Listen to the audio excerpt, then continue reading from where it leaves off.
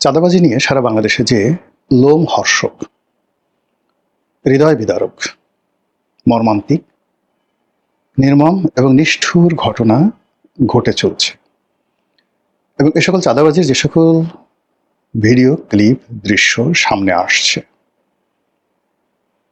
যেগুলো বলার মতো নয়, এবং পুরো রাষ্ট্র, সরকার, রাষ্ট্রযন্ত্র এই চাঁদাবাজির যে ব্ল্যাক হোল, এই ব্ল্যাক হোলের মধ্যে আটকে পড়ে গেছে।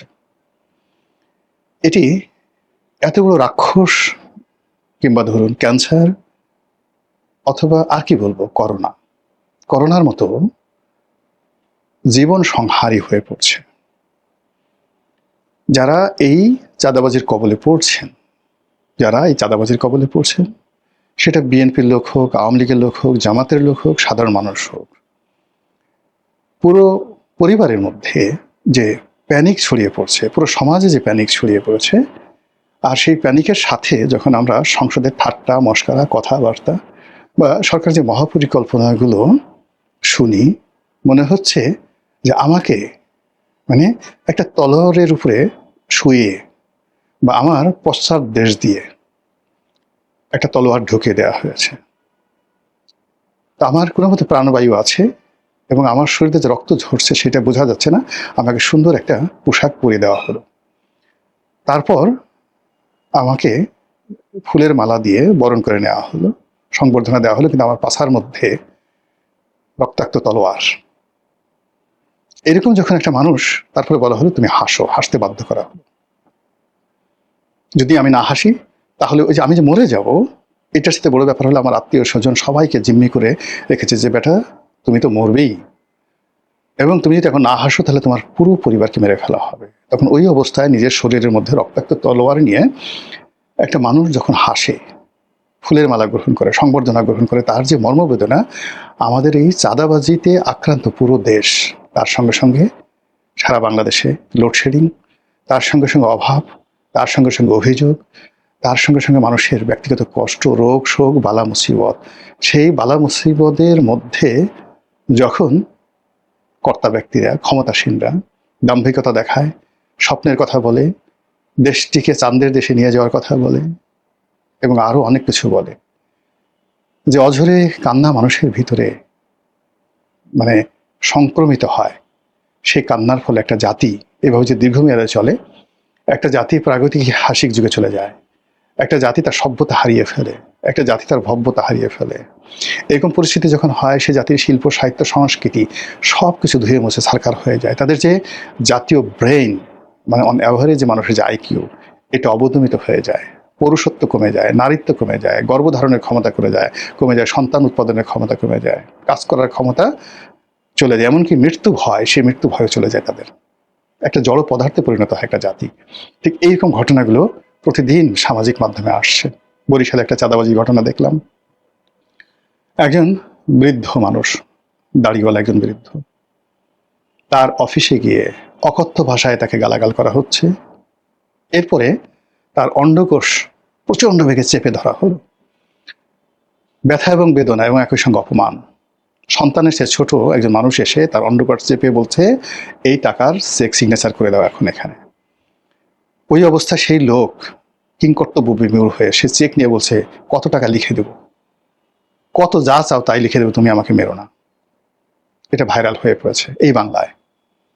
এখন পর্যন্ত স্বরাষ্ট্রমন্ত্রীর পক্ষ থেকে কোনো বিবৃতি নাই। অপরাধী কারা একটু শব্দ করতে পারছি, নাম উচ্চারণ করতে পারছে না কেউ। সবাই বলছে বরিশাল শহরে এই ঘটনা ঘটছে, কারা কি, কেউ কোনো কথা বলছে না। এই দৃশ্য যে মা দেখছেন, যে বোন দেখছেন, যে সন্তান দেখছেন, যে অবধ শিশু দেখছেন, যে কিশোর দেখছেন, ইন্টারনেটের কল্যাণে এগুলো এখন যে কোনো হরর মুভির মতো ছড়িয়ে পড়ছে। বিশ্বাস করেন, কোনো মানুষ, বিবেকবান মানুষ ঘুমাতে পারছে না।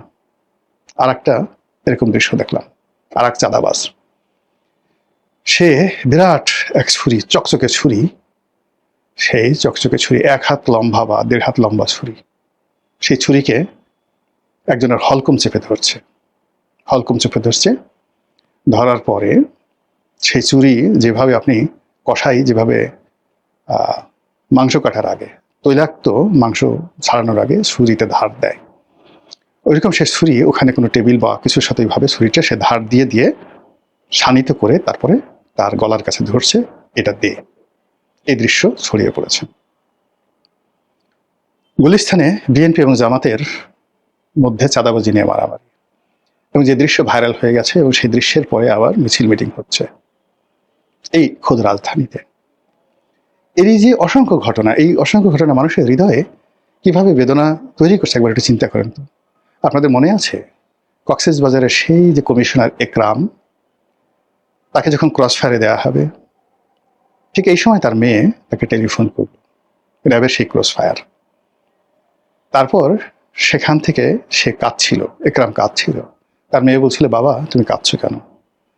বাবা বলতে পারছিলেন না যে আমাকে একটু পরে মেরে ফেলবে মা, তোমার সঙ্গে এটাই আমার শেষ কথা, এই জন্য আমি কাঁদছিলাম। তিনি সন্তানকে প্রবোধ দিচ্ছিলেন যে না মা, আমি এমনি কাঁদছি। সারা বাংলাদেশকে কাঁপিয়েছিল। এবং সেই র্যাবের অমানবিক কর্মকাণ্ডের ফলে র্যাবের উপর যে আল্লাহর গজব নাজিল হয়েছিল, সেই গজব এখনো উঠেনি। এই র্যাব 7 জনকে মার্ডার করেছে নিজেদের স্বার্থে, কোনো রাষ্ট্রীয় হুকুম ছিল না, শুধুমাত্র টাকার জন্য। সেই মেরে নাড়ি ভুড়ি বের করে তারপরে সেই লাশ শীতলক্ষাতে নিক্ষেপ করেছিল। এবং সেই দৃশ্য দেখার পরে একজন অ্যাডভোকেট দেখেছিল তাকে যেভাবে নির্মমভাবে তারা হত্যা করেছিল। এই র্যাব সারা বাংলাদেশের মানুষকে কাঁপিয়েছিল, সারা বাংলাদেশের মানুষকে ভয় পাইয়ে দিয়েছিল, সারা বাংলাদেশের মানুষকে কাঁদিয়েছিল, এবং মানুষের সেই কান্না আল্লাহর আরশে আজিম পর্যন্ত পৌঁছে গেছিল। যারা এই কুকর্ম করেছে তারা, তাদের পরিবার কিভাবে অভিশপ্ত এই সমাজে। একটু দেখেন তো সেই র্যাবের সেই লোকগুলো কোথায়, কি অবস্থা আছে, তাদের আত্মীয় স্বজনের ছেলে সন্তানরা কি অবস্থায় আছে। এই হলো পাপ। এবং যে সরকার আমলে, শেখ হাসিনার আমলে, আওয়ামী লীগের আমলে, যে স্বরাষ্ট্রমন্ত্রীর আমলে এই ধরনের দুর্বৃত্তপনা ঘটেছে, দেখেন তো তাদের জীবন। এই দুনিয়াতে যদি জাহান্নাম বলে কিছু থাকে, এই দুনিয়াতে যদি বিচার বলে কিছু থাকে, এই দুনিয়াতে যদি আল্লাহর আইন বলে কিছু থাকে, আপনি গিয়ে দেখেন সেই সমস্ত মানুষ কিভাবে পশুর মতো জীবনযাপন করছে। কাজেই মানুষের অভিশাপ নিয়ে কখনো কেউ বাঁচতে পারে না। মানুষকে ভয় দেখিয়ে, এই মানুষকে আল্লাহ রাব্বুল আলামিন বলছে তোমরা কাউকে ভয় পাবে না, শুধু আমাকে ছাড়া। তো যখন কোনো একটা মানুষ এই আল্লাহকে ভয় পাবে, আল্লাহর ভয়টাকে ভুলিয়ে কারো হৃদয়ের মধ্যে মানুষের ভয় তৈরি করে দেয়, সঙ্গে সঙ্গে সে আল্লাহর যে কর্তৃত্ব, সেই কর্তৃত্বকে চ্যালেঞ্জ জানায়। হোক সে চাঁদাবাজ, হোক সে দুর্নীতিবাজ, হোক সে মন্ত্রী, হোক সে প্রধানমন্ত্রী, হোক সে রাষ্ট্রপতি, হোক সে ফ্যাসিস্ট, কিংবা কোনো মবকারী, মব সন্ত্রাসী। যখন একটি মানুষ আল্লাহকে ভুলে মানুষকে আল্লাহ রাখতে বাধ্য হয়, প্রাণ ভিক্ষা চায় মানুষের কাছে, বাবা গো তোমার কাছে প্রাণ ভিক্ষা চায়, আমাকে মেরো না, তখন ওই মুহূর্তে ওই মানুষটি জীবনের তাগিদে শিরক করে বসে। সে আল্লাহকে ভুলে যায়, তার জীবনের মালিক আল্লাহ, তার মরণের মালিক আল্লাহ, তার রিজিকের মালিক আল্লাহ সে ভুলে যায়। ভুলে গিয়ে ওই সন্ত্রাসীকে সে মনে করে সেই আল্লাহ।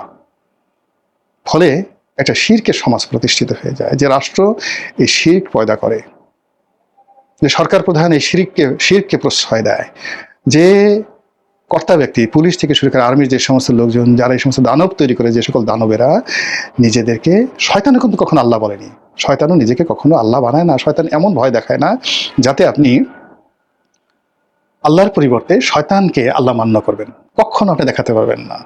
শয়তান আপনাকে প্রলুব্ধ করে, লোভ দেখায়, লালসা দেখায়, বিপথে নেয় যেন আপনি জাহান্নামে যান।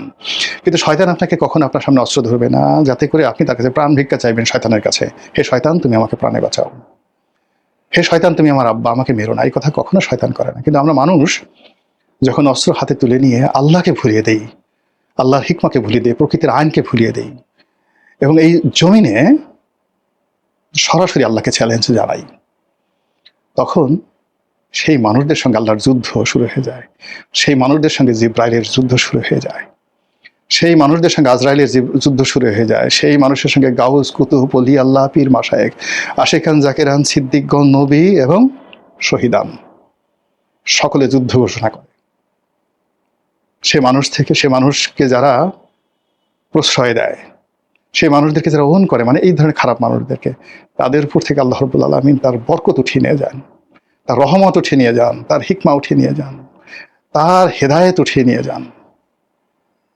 আমাদের এই সমাজে যেভাবে চাঁদাবাজি, যেভাবে সন্ত্রাসী কর্মকাণ্ড, যেভাবে সন্ত্রাস মানে পাগলা ঘোড়ার মতো চলছে, প্রত্যেকটা মানুষকে তছনছ করে দিচ্ছে, এ এক অভিশাপ, এ এক প্রাকৃতিক অভিশাপ, যে অভিশাপ আমরা সবাই যাকে বলে পঙ্গপালের মতো মরতে যাচ্ছি। এই দৃশ্য দেখা যায় না, কার কাছে বিচার চাইব? কাকে বলবো এগুলো ঠেকানোর জন্য?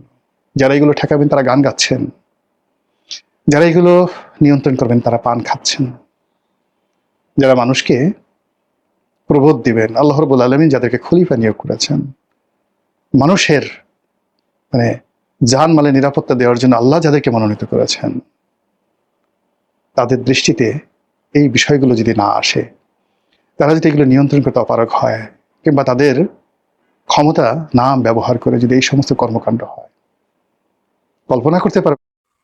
গোলাম মাওলা রনির গুরুত্বপূর্ণ বিশ্লেষণ। কাছে আশ্রয় চাই, আল্লাহর কাছে পানা চাই, যে বিপদে পড়েছি আমরা পুরো জাতি। মহান আল্লাহ যদি আমাদেরকে দয়া না করেন, আমরাও আদ জাতির মতো শেষ হয়ে যাব, আমরাও সামুদ জাতির মতো শেষ হয়ে যাব, আমরা আশ্রয়হীন হয়ে পড়ব। হে আল্লাহ, আপনি জাতিকে রক্ষা করুন, আপনার এই বান্দাদেরকে রক্ষা করুন, আমাদেরকে মাফ করে দিন, আমাদেরকে উত্তম নেতা দান করুন, পরহেজগার নেতা দান করুন, যোগ্যতম নেতা দান করুন, 18 কোটি মানুষের বিশ্বাস এবং ভালোবাসাকে যারা মূল্য দিতে পারবেন সে মানুষ দান করুন। আসসালামু আলাইকুম রহমতুল্লাহি ওয়া বারাকাতুহু।